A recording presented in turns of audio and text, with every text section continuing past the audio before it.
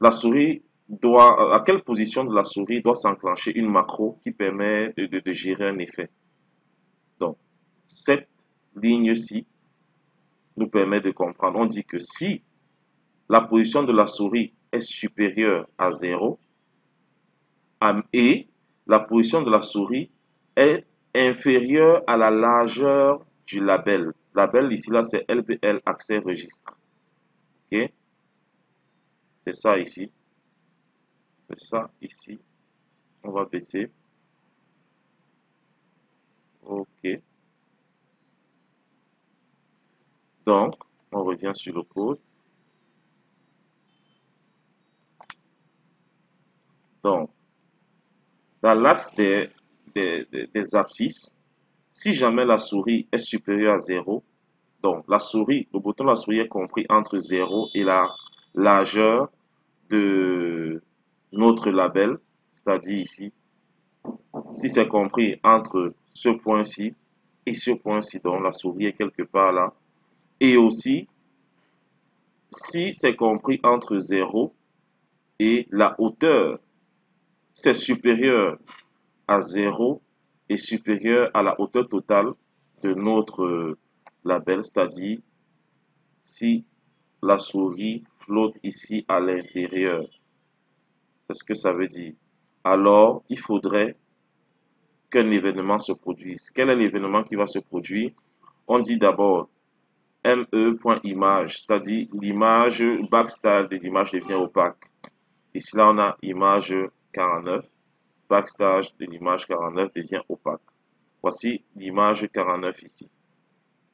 Voici ça ici.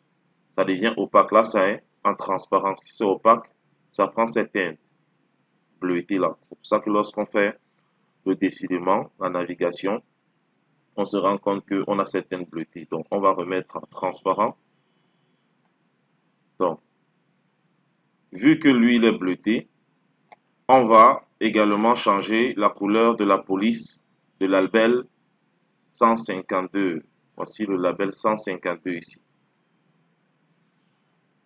Et pour faire ça, vu que nous avons 1, 2, 3, 4 éléments, s'il fallait coder tous les 4, on devait avoir vraiment quelque chose de trop long. Qu'est-ce que nous faisons? On vient, on crée une macro ici qu'on appelle police font survol avec des arguments. Ce qui fait qu'on aura la possibilité d'appeler cette procédure en changeant uniquement les labels pour les autres boutons.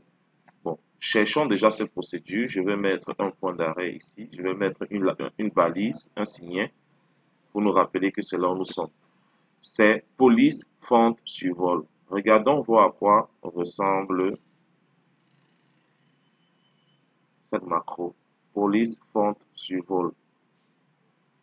Ici, on dit le contrôle label, la couleur de notre contrôle label prend ce code-ci. C'est tout.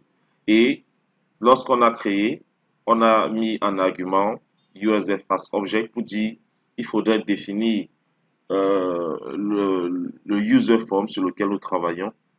Ensuite, label as string pour pouvoir travailler avec un label bien précis. Et maintenant, ici, le code nous dit le contrôle du label dans le user form USF. On lui attribue un for color de ce code. Donc, lorsqu'on revient, donc, on peut mieux comprendre. Donc, on fait un appel et notre user form ici, c'est mis. Et le label qui va prendre, qui va avoir ce jeu de police, c'est le label 152 qui correspond à celui-ci. Regardez, je vais remettre tous les éléments ici à transparent et vous allez mieux comprendre. Je vais lancer le code. Donc, lorsque je me mets dans la zone des coordonnées de la souris ici, vous voyez, l'image là passe, sa propriété backstyle passe à opaque et on a la police ici là qui augmente très légèrement. Lorsqu'on va ailleurs, vous voyez. Donc, l'idée maintenant c'est que lorsqu'on a activé un ici, il faudrait que les autres se désactivent. Donc, quand on active ce jeu, il faudrait que l'autre se désactive. Quand on active celui-ci, le président se désactive, ainsi de suite, ainsi de suite. Comment on a fait ça?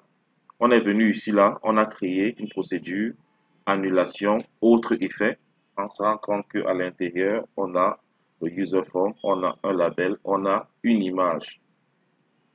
Donc, regardons bien à quoi ressemble notre code annulation, autre effet. On va le chercher déjà. Annulation, autre effet. Ici, je fais un appel de procédure police normale, un peu comme l'autre. On va regarder. Ensuite, je mets ici, vous voyez, en argument, nous avons toujours le user form, on a le label, on a l'image. Je fais cette méthode comme ça, on a la possibilité de faire appel et changer uniquement les arguments. Comme j'ai dit plus tôt, ça permet de gagner en temps et de faire exécuter plusieurs procédures juste en une ligne de code. Donc, on va voir la première procédure ici, police font normale. On va chercher. C'est de mettre toujours la couleur de la police dans un code bien précis. Ensuite,